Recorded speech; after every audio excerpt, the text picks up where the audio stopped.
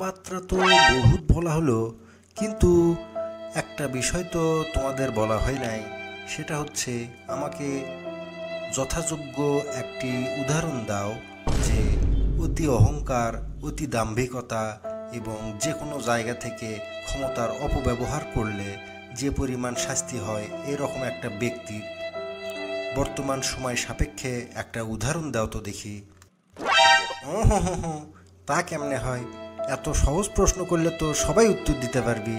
আপনি যেগুলো ক্রাইটেরিয়া দিছেন তার সবগুলোই তো আপনার পেছনের যে লোকটাকে দেখা যাচ্ছে ওই লোকের মধ্যেই সবগুলো গুণ আছে।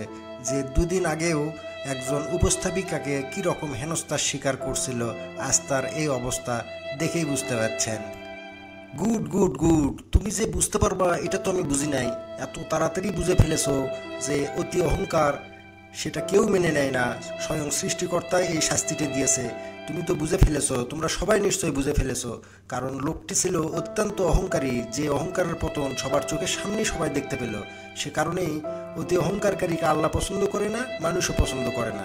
তারই একটা উদাহরণ এই লোকটি। যাই হোক, সর্বোপরি তোমাদেরকে বোঝানোর জন্যই আমি এই কথাটি বা এই বিষয়টি উপস্থাপন করলাম।